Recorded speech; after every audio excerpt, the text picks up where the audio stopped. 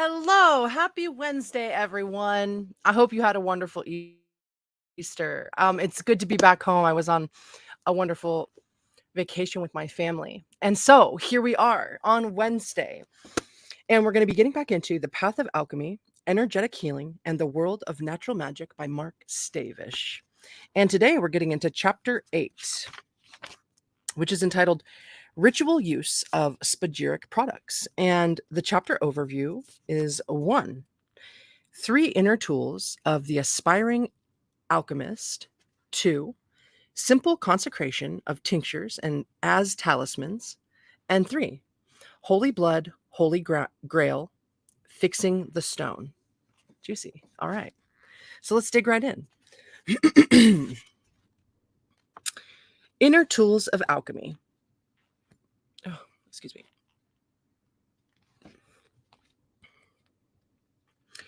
It was previously noted and stressed that for alchemy to be alchemy and not just an odd school of chemistry, the inner aspect must be consciously cultivated, maintained, and strengthened.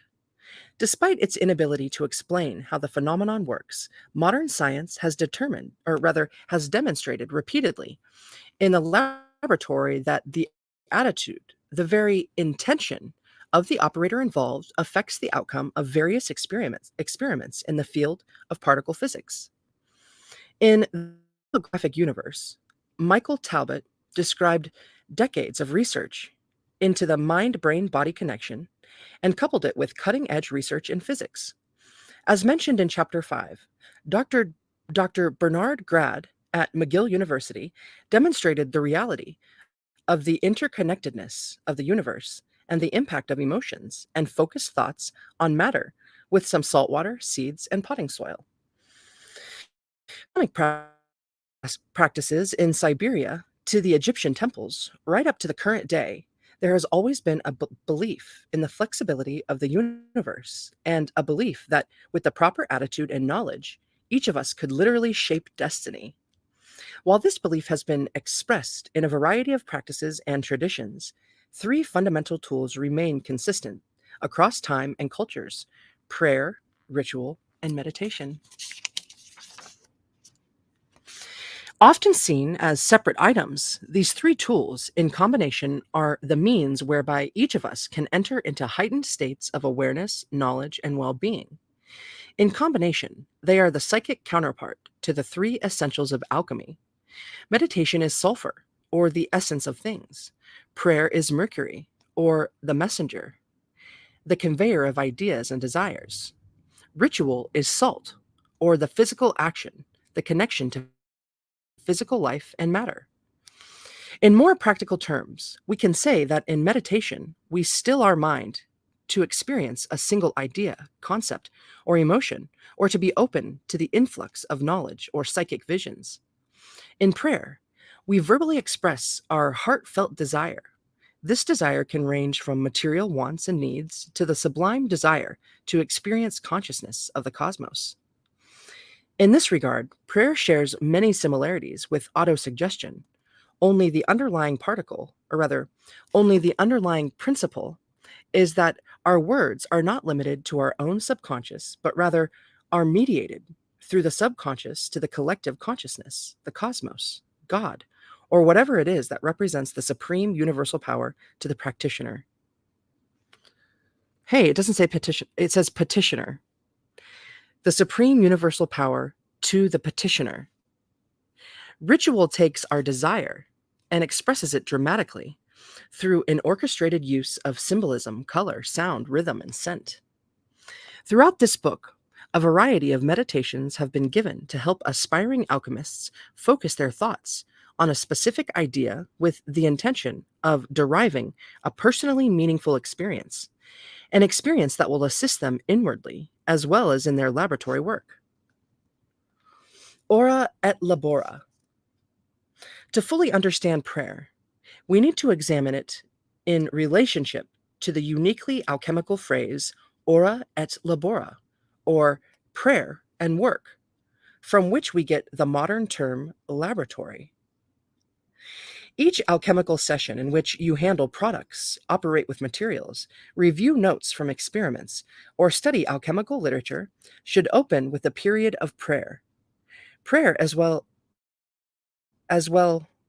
no, rather, prayer was well understood by the alchemists of the past, and it formed the basis for the inner work. Unfortunately, prayer has become an almost lost art and is now poorly understood, especially by modern students of esotericism. Much of this comes from an association of prayer with Jewish and Christian religious practice. Many Wiccans and neo pagans who have left these traditions retain a strong negative emotional connection to them that prevents them from really progressing on their new paths. This has resulted, in the last decade or so, in the belief that magic is a system of mechanics, actions, and ideas devoid of any moral or ethical framework. Morals and ethics are the stuff of religion. Magic is seen as the stuff of spiritual people or initiates on the path. This desire to separate morals and ethics from esoteric practices is unfortunate, as a single most important reason for failure in occult operations that exists. Lack of confidence might rank first, but all too often, lack of confidence comes from a feeling of unworthiness or an inner sense that success would not be handled well. In essence, failure is essentially a moral and ethical issue. That way, happy Wednesday. Good to see you, dude. Welcome in.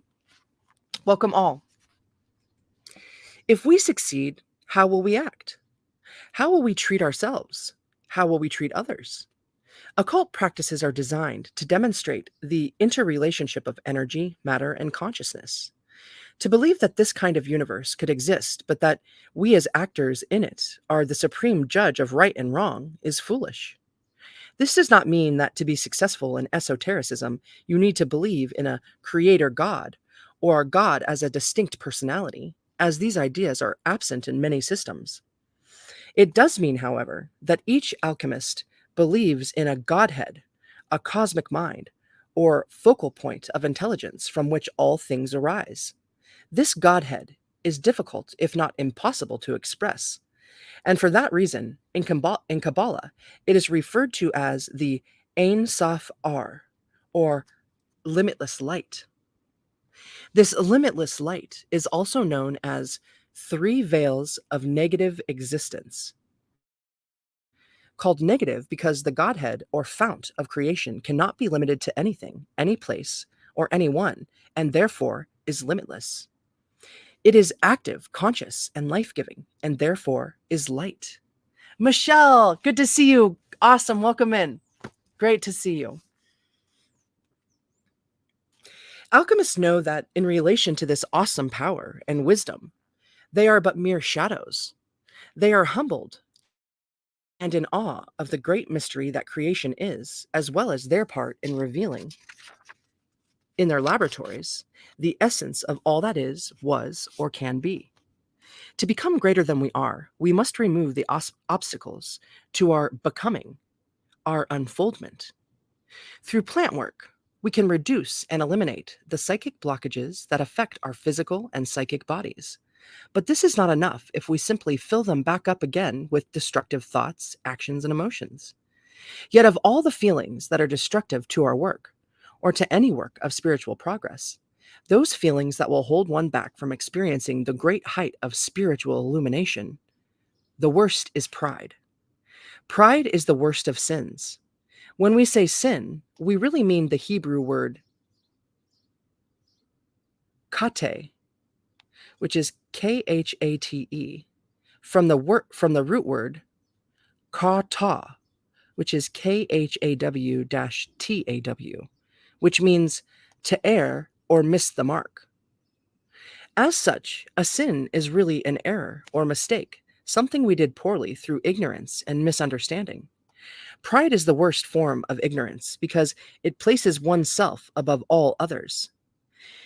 Even if justified because of professional or personal skill, pride separates us from others. We place ourselves on a pedestal and congratulate ourselves with false glory. Humility, sincere, genuine, and honest, is the hallmark of alchemists. Humble because they know that they are the explorers of the vast territory of life. and not its owner or creator. Even as their consciousness merges into the Godhead degree by degree, and their power and influence grows, genuine alchemists know that they are still but one aspect of the divine mind, and not the whole. Boom. Unlike ritual, which requires the development of a superior state of mind, or meditation, which seeks to neutralize thoughts altogether, prayer is useful in establishing a humble and receptive attitude, in that typical prayer consists of a dialogue or conversation with our inner self, the Godhead within, and asks for assistance in the present undertaking. The following prayer was left us by an anonymous German adept of the great art. Quote, O holy and hallowed Trinity, thou undivided and triple unity, cause me to sink into the abyss of thy limitless external fire, for only in that fire can the mortal nature of man be changed into humble dust, while the new body of the salt, union lies in the light. Oh, melt me and transmute me in this thy holy fire, so that on the day, at thy command, the fiery waters of the Holy Spirit draw me out from the dark dust, giving me new birth and making me alive with his breath. May I also be exalted through the humble humility of thy Son, rising through his assistance out of the dust and ashes, and changing into a pure spiritual body of rainbow colors, like unto the transparent crystal light.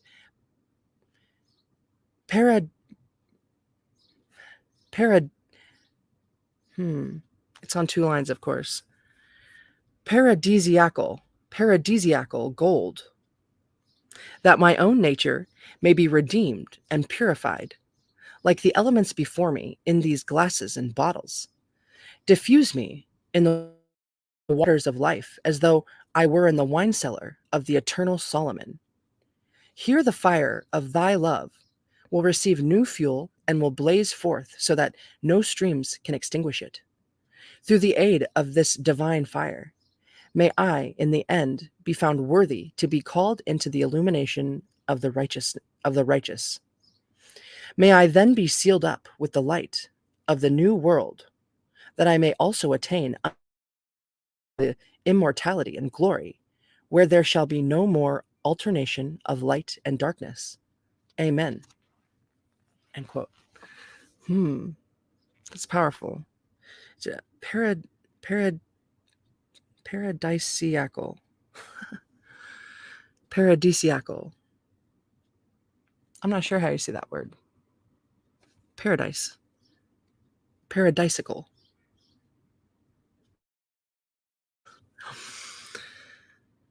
Alchemy flourished in the 16th century, a time that held, quote, the magical notion that the mere pronunciation of words in a ritual manner could affect a change in the character of material objects, end quote. During this period of history, alchemy was a public event that could be experienced directly through the power of the mass. Herein, the cult of the mass developed to such an extent that for many, it was believed that just seeing the host raised after its consecration was sufficient to receive its blessings. An occult practice even grew around the perceived power of the consecrated wine and wafer, in which it is said that if a crystal ball is exposed to the consecration of the host, over time it will emit a red color. Magical practices such as this blur the line between folk traditions, high magic, and religion, and they were as common 500 years ago as they are today. Meditation and alchemy.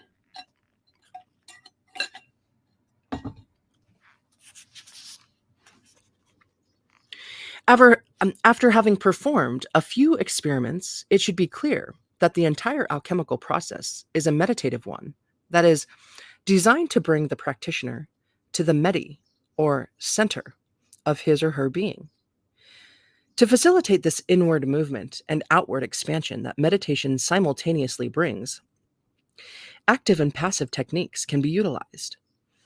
Active forms involve visualization, concentration, and the creation of inner ideas, landscapes, and symbols in lifelike proportions. This is identical to practices found across the globe in a variety of esoteric systems, of which, in our modern age, Tibetan tantric practices seem to be the most familiar. Kabbalistic magic is based on these same three distinct and interrelated stages. 1. The student will meditate upon every detail of a particular image until he or she can visualize every detail clearly in the mind, even when performing other tasks. 2. This image will then be projected into the material world, and with time can even be seen by other people, regardless of their psychic sensitivity. 3. With repeated visualization, the image becomes a material reality. Boom. This process of repeated visualization and of reinforcing the desired goal to achieve, not at some future date, but to sense the unfoldment of the philosopher's stone in the present, forms the critical psychic basis for all alchemical work. To begin an alchemical operation without first seeing it in your mind and in your heart, the desired outcome, is to stumble out of the gate. To undertake an alchemical operation that is not leading you toward or reinforcing your image of confecting the stone of the wise is to delay your progress. This forces students of the art to ask themselves, why am I doing this? What do I hope to gain? In this manner, our motivation is always being checked to see if it is in alignment with our ultimate desire, thereby keeping us on track. Passive meditation relies on the ability to hold the mind in check and to simply experience what is happening at a given moment in time with the last amount of psychic construction.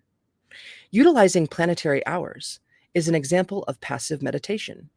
Here, alchemists or Kabbalists place themselves in a receptive state and allow the energies of the day and hour to fill them, inspire them, and recognize their energies in a natural and harmonious fashion. To keep the mind open and receptive, a simple prayer or autosuggestion is made that clearly gives the desired state of openness and receptivity. Then, a single symbol may be used along with simple breathing techniques. The complex use of ritual, invocations, and even extensive prayers is eschewed, and instead, the alchemist and his or her product becomes a sponge, absorbing the energies of the hour cleanly, and directly, with minimal mental filtering on the alchemist's part. Technique for passive meditation. Prepare your meditation area, or oratory, as it is called in several traditions, which literally means place of prayer, in the following manner. 1. Cover your altar, or the table you are using as an altar, with a black cloth. The cloth should preferably have a white border, but a simple piece of black cloth, a large scarf, or even an unfolded handkerchief will do. Black is used because it is the color of Saturn and of Earth, both of which are concerned with earthing or fixing energy. 2. Place on top of the black cloth a drawing of the polygon and polygram combined that are appropriate for the planet that rules the herb that the tincture has been created from. For example, if the plant is ruled by Mars, a pentagon with a pentagram or a five-pointed star drawn inside of it, connecting all of the pentagon's points, would be used. Draw the planetary symbol on the center of the two symbols. This you can draw with black ink on a white piece of paper or index card. If possible, use the planetary color and its complementary color for added effect. However, don't delay your work if they are not available. Just use what is available to you and experience the simplicity of the process. 3. Place one white candle on your altar. White is used because it represents the pure, undifferentiated energy of the infinite that we are opening ourselves to. Incense appropriate to the planet may be used, but is not essential. Have a candle snuffer at hand to use. Never blow out your candles. It is considered extinguishing the light rather than transforming it by using a candle snuffer. Deanne, welcome in. Dude, I was just referencing how I heard never to blow out your incense. And maybe that's the same reason. As it is considered extinguishing the light rather than transforming it by using a candle snuffer. So I just like wave it around. 4. A few minutes before the planetary hour of sunrise, on the day ruling the planet and the symbol you are meditating on, light your candle and incense, if you are using any. If possible, arrange your space so that you are facing geographical east when seated in your oratory and before your altar. 5. Sit and breathe slowly and deeply through your nose. Let your mind and body relax, and after a minute or two of such breathing, say a prayer, such as the following, to set the tone for your operation. Quote, "May the light of the infinite infuse my mind, body, and consciousness with the quintessence of the planet's name, and aid in my awakening and any who I may come in contact with." End quote. 6. Breathe slowly and deeply, focusing on your breath and the idea that you are opening up to the energies of the planetary hour. Do not focus on what these energies are, how they feel, or what they should be doing. Simply bathe yourself in their presence. 7. If you need to focus on something to keep your mind from wandering, small. Begin with the planetary symbol in its appropriate color, or simply inhale and exhale the color of the energy of the day. You can imagine the more complex symbol on your altar, but do not stress yourself if it is too complex to visualize at the moment. The key here is to keep everything simple and let nature do her work. 8. Stay like this for 15 to 30 minutes, or even the entire length of the hour if you desire. When extinguish your candle and offer a prayer of thanks for whatever you have received, knowing that your meditation has been successful. 9. Give a closing sign, such as the sign of silence, performed by placing the index finger of the right hand on your lips. Hold this for a moment, with the intention of banishing any unabsorbed energies. You may also substitute this sign with a small bell, clapping your hands loudly, or anything else that signals a clean and clear end to the session. I love that. I'm going to clear my throat. Un momento.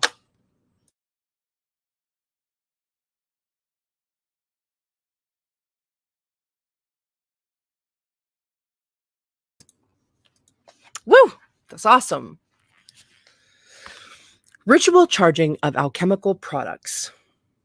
To passively charge an alchemical product is to take advantage of nature's cyclic forces, or cyclic forces, whichever. Its advantage lies in its simplicity. It can be done under just about any circumstances and by anyone, regardless of level of experience. Its disadvantage is that it often requires 2 or 3 sessions, although more can be performed, to bring a product to its level of potential psychic fullness. It is advisable to become familiar with this process because, in subtle but profound ways, the alchemist is also changed. Changes that the more active methods do not always impart. This is partially because active methods of charging products, talismans, or ritual objects require that a certain degree of stress in the psychic environment be created. Once created, this stress must be released. Without, excuse me,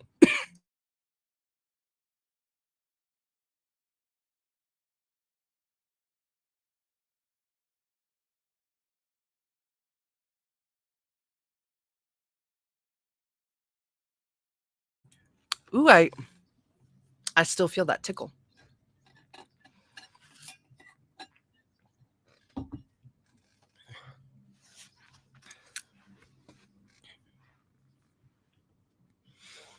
So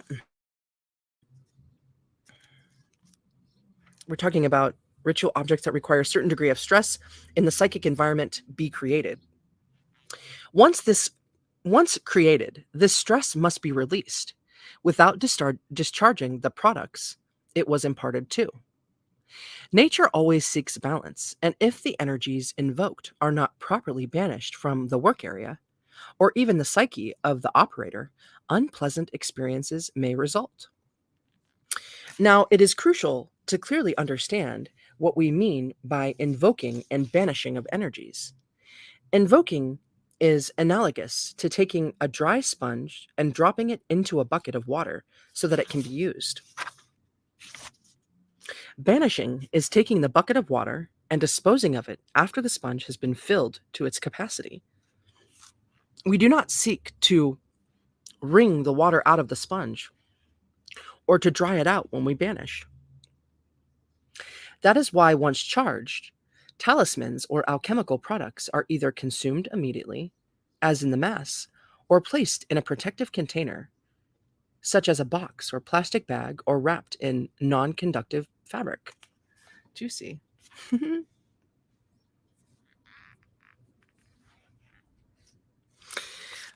Passive charging. Prepare your ritual area in the following manner. 1. Cover your altar, or the table you are using as an altar, with a black cloth. The cloth should preferably have a white border, but a simple piece of black cloth, large scarf, or even an unfolded handkerchief will do. Black is used because it is the color of Saturn and of Earth, both of which are connected with the earthing or fixing energy. 2. Place on top of the black cloth a drawing of the polygon and polygram combined that are appropriate for the planet that rules the herb that the tincture has been created from. For example, if the planet is ruled by Mars, a pentagon with a pentagram or five-pointed star drawn inside of it, connecting all of the pentagon's points, would be used. Draw the planetary symbol in the center of the two symbols. This you can draw with black ink on a white piece of paper or index card. If possible, use the planetary color and its complementary color for added effect. However, don't delay your work if they are not available. Just use what is available to you and experience the simplicity of the process. 3. Place one white candle on your altar. White is used because it represents the pure, undifferentiated energy of the infinite that we are opening ourselves to. Incense appropriate to the planet may be used, but is not essential. Have a candle snuffer at hand to use. Never blow out your candles. It is considered extinguishing the light, rather than transforming it by using a candle snuffer. 4. A few minutes before the planetary hour of sunrise, on the day ruling the tincture's planet, light your candle and place the tincture on top of the planetary symbol in the center of the card you have prepared. Be sure that the bottle is uncapped. If possible, arrange your space so that you are facing geographical east when seated in your oratory and before your altar. 5. Sit and breathe slowly and deeply through your nose. Let your mind and body relax, and after a minute or two of such breathing, say a prayer such as the following to set the tone for your operation. Quote, "May the light of the infinite infuse my mind, body, consciousness, and this tincture with the quintessence of the planet's name, and aid in my awakening and any who may come in contact with it." End quote. 6. Breathe slowly and deeply, focusing on your breath and the idea that you are opening up to the energies of the planetary hour. Do not focus on what these energies are, how they feel, or what they should be doing. Simply bathe yourself in their presence. 7. If you need to focus on something to keep your mind from wandering, start small. Begin with the planetary symbol in its appropriate color, or simply inhale and exhale the color of the energy of the day.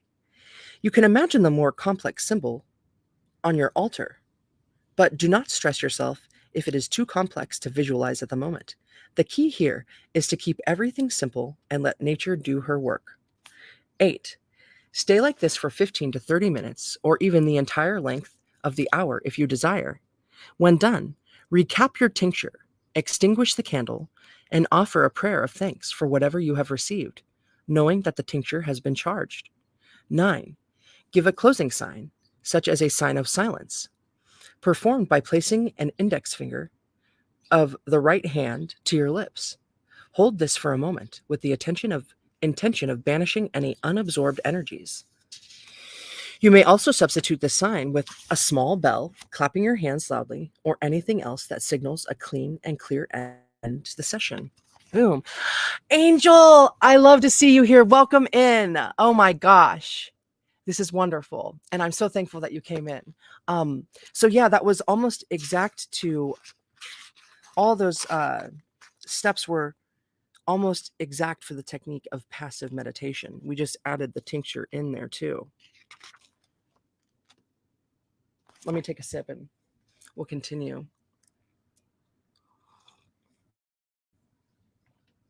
Yeah, divine blessings and healings always for you, my friend. All right. A tincture can be charged in this manner as often as you like. It is not necessary to take lunar cycles into account when charging in this manner, because we are using planetary hours to compensate. However, taking advantage of lunar cycles will only enhance the operation. With experience, students are able to sense the arrival of the planetary hour as well as reduce the number of tools used in this charging or in the charging. Over time, the geometric figures can be eliminated, as well as the candle and black covering. While there are distinct psychological advantages to using these tools repeatedly in order to induce the proper receptive state of mind, it will be possible, in a pinch, to charge a tincture simply by formulating a prayer, remaining passive at the proper hour, and leaving the tincture uncapped for several minutes. Active charging. Active charging of products differs from passive charging more in form than in substance. Both methods are designed to increase the amount of energy a product contains and is therefore available to the alchemist, or whoever uses the product, when he or she decides to use it. Methods can range from very elaborate personalized rituals involving the pentagram and hexagram, or the elaborate alchemical ritual given in the Hermetic Order of the Golden Dawn's Z-2 document, to simple consecrations and blessings. Two simple forms of active charging are detailed here, and more elaborate methods of charging can be found in works dealing with talismans. Simple active charging. While planetary hours are being used in this method of active charging, it is more important to take lunar cycles into account than in the passive method previously described. Preferably, you should perform operations of this nature only when the moon is waxing. That is, during the period between the new moon and full moon. Avoid charging during the waning moon unless there is the distinct need for dense, heavy material force. In this case, it is possible to begin the operation during the new moon and charge the product repeatedly for the entire lunar month of 4 weeks, or even a 42-day period. A charging of this length can be done every day for the entire period, or just on the planetary hour after sunrise on the day of the ruling planet. Equipment needed. You will need all of the tools listed in the directions for passive charging above.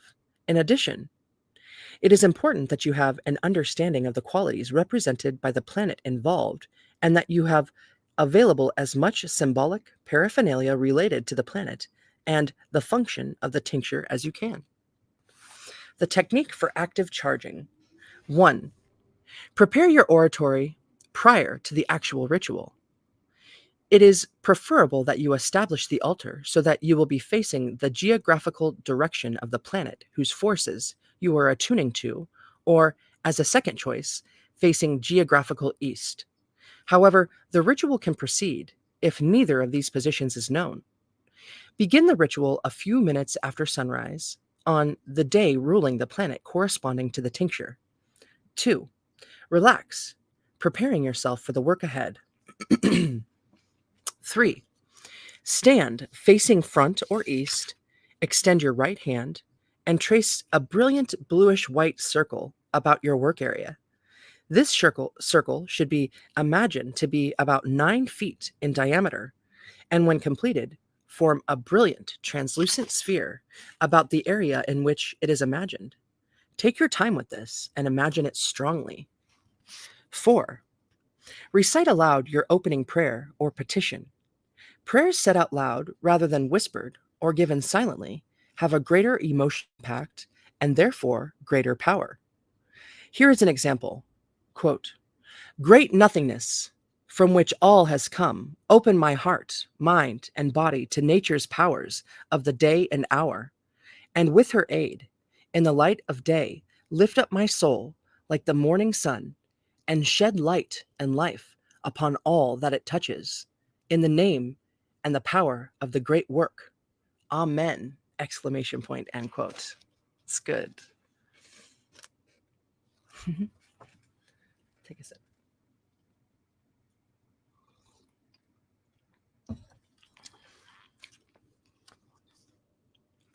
5. Imagine a brilliant sphere of white light forming before you, about a foot or so above your head. Imagine it growing bright, dense, and shining in color. Lift up your arms so that the sphere appears to be floating between your hands. 6. Imagine the sphere changing from brilliant white to the color of the planet of the day. Imagine that it is outlined by highlights of the planet's complementary color. Visualize the symbol of the planet of the day in the center of the sphere. This too is in complementary color. 7. Breathe deeply. Imagine your body filled with brilliant energy. This can be bluish white or the color of the day. Fill yourself with this energy, and as you exhale, see it moving out of your hands into the sphere, and imagine the sphere responding to this increase in energy. Focus a strong emotional theme to the energy. Imagine the actual outcome that you desire the tincture to bring as being played out inside the sphere, as if it were a miniature video screen. 8. As you slowly lower your hands, imagine the sphere moving down with them until it is hovering over your tincture. Pause and strengthen your image if needed. 9. Imagine the sphere around the tincture and charge it for several breaths. 10. Imagine the sphere entering into the bottle and being completely absorbed into the tincture. 11. Cap the bottle. 12. Sit and relax for a few moments. 13. Rise, face east. Recite your closing prayer. Quote, "Great nothingness from which all has come, thank you for the presence of nature's powers on this day and hour, and for her aid, that in the light of day, this part of my becoming has been accomplished. In the name and the power of the great work, Amen!" Exclamation point, end quote. 14.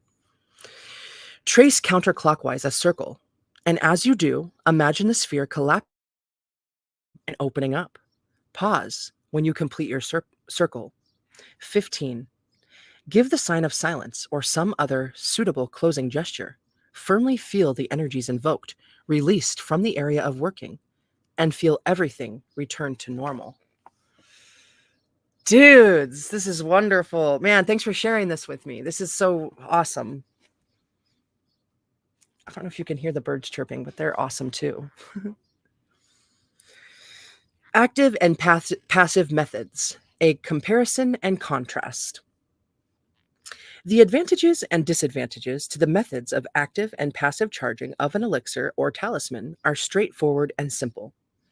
Passive charging, like passive meditation, allows the natural energies of the moment to permeate the consciousness of the one meditating, to fill the energetic matrix of the object by simply, quote, "getting out of the way," end quote, and letting nature do what she does best.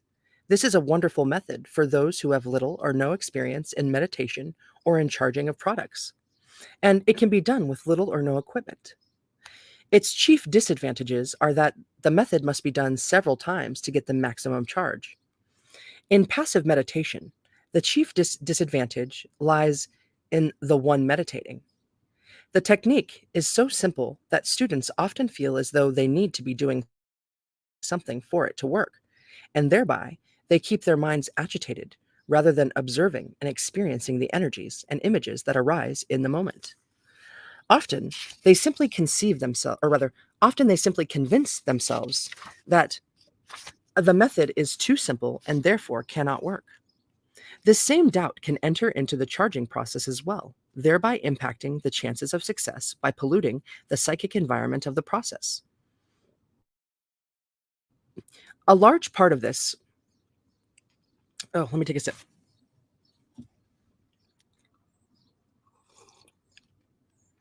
Mm, ginger peach, yum.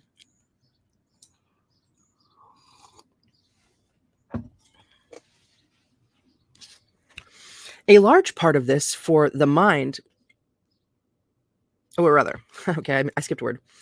A large part of this need for the mind to be active, jumping from idea to idea, is a result of cultural degradation via popular media and video games, coupled with a limited number of magical sources whose traditions are overlaid with excessive monastic, that's not what it says, with excessive Masonic and pseudo Masonic stylization in their rituals.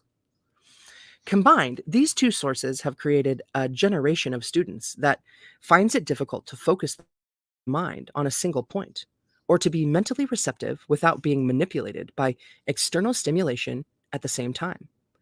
Developing the ability to meditate passively is the single most important key to psychic development and receptivity. It is a significant step in the direction of mental self mastery. Boom. Awesome. It's 212 here. Oh my gosh, great. But I saw the 111 here earlier. Active meditation and charging have the chief benefit of being able to work on a specific topic during a sitting and being able to charge an elixir or talisman in a single operation.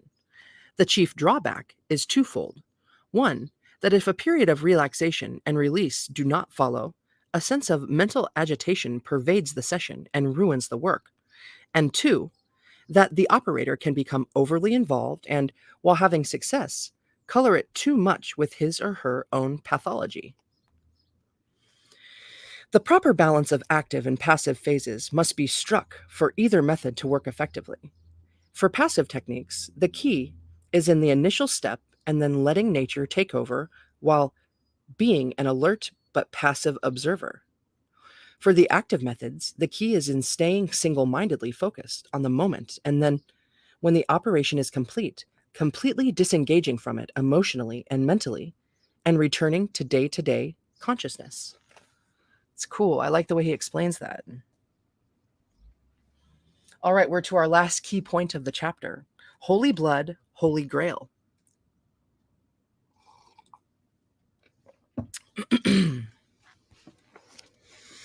In ancient times, when a detailed understanding of genetics was not available, the idea of qualities being passed on from generation to generation was seen in the breeding practices of farm animals and humans. To have good blood or be from a blue blood family was seen as desirable, whereas weak blood was used to describe social and physical traits that were seen as undesirable. This, in part, was a holdover from earlier practices of the caste system, such, such as was upheld in India until the mid 20th century and is still practiced in remote rural areas there. In recent years, this idea of royal blood or genetically enhanced qualities being passed on as a result of spiritual practices is found in the belief that Jesus Christ married Mary Magdalene, and their children went on to be the royal heads of Europe, and France in particular. While this is a difficult and tricky historical topic to enter into, each of us can experiment to some degree with the idea that our blood, or personal fixed mercury, salt and mercury combined, is in some way affected by what we do and in turn affects the work. Generally, tests involving an alchemist's blood are for acts of transmutation and, as such, are dangerous in that they involve metallic mercury. However, tests involving the fixing or making permanent of an energetic quality brought on by a plant tincture can be undertaken without any harm.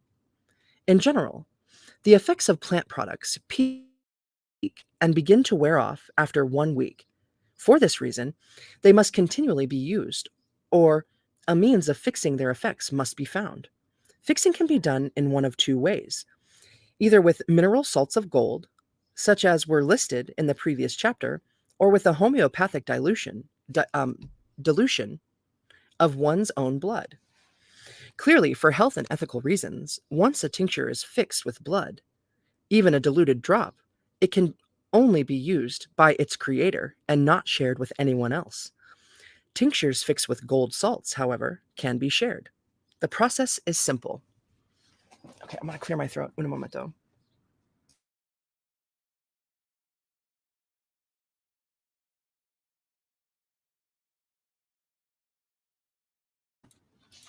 All right. 1. Prick your finger to obtain a drop of blood. Squeeze off the first 2 or 3 drops and dispose of them properly. Take the third or fourth drop and place it in a small vial containing 10 drops of distilled water. 2. Shake vigorously 10 times to mix the two fluids. 3. Take 1 drop of this fluid and mix it with 10 drops of distilled water. Shake 10 times. 4. Repeat this dilution again. Add 1 drop of blood tincture to distilled water. 5. Finally, take 1 drop of this final dilution and place it in the tincture you wish to fix. 6. Dispose of the remaining fluids properly. The advantage of this process is that it can be done anywhere with no special equipment. The disadvantage, of course, is that it makes your tincture available only to yourself.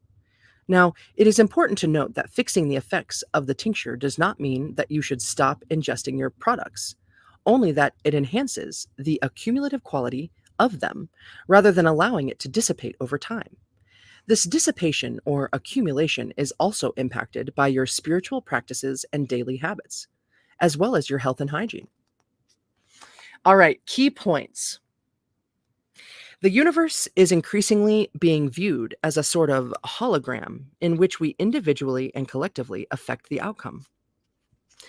Emotions affect living organisms and even inanimate matter.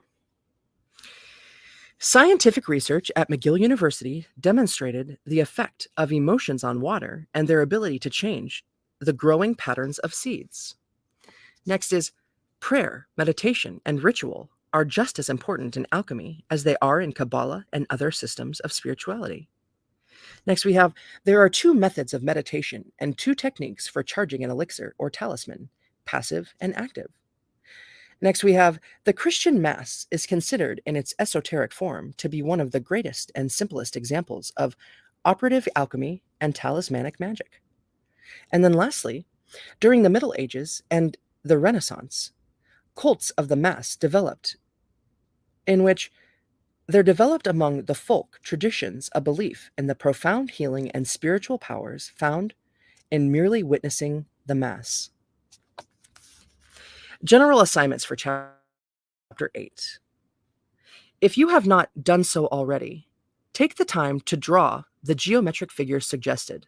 Draw them in black and white, and later draw them in their complementary colors. 2. Read several articles in the Encyclopedia of Religion or in other available reference sources on the following topics: sympathetic magic, talismans, natural magic, the Mass, and sacred geometry. Meditation practices for Chapter 8. 1. Undertake the practice of passive and active meditation as detailed in this chapter. You may alternate between the methods, with active in the morning and passive in the evening, or vice versa if you like. 2. Utilize a short prayer or petition for one of your sessions. Notice if it makes any difference in your experience. And 3. Practice short periods of prayer often across the day, even if just for a minute or 2. This can be a short, simple affirmation coupled with a single clear symbol or image that you use throughout the day. Try to do this every hour if possible. And boom, that was Chapter 8, everyone. Awesome. So that's what we're reading on this today. And when we come back and read more of this, we'll be getting into Chapter 9, which is entitled The Red and White Stones of Alchemy. Awesome. Yeah, and Man, thank you everyone that was here with me. That was wonderful. And I do intend to go live again tonight. I'm going to be starting into a new Dolores Cannon book entitled Horns of the Goddess. I'm so pumped. I'm so pumped to learn what she has to share. So yeah, if you're not busy and you feel like tuning in, you're welcome to do so.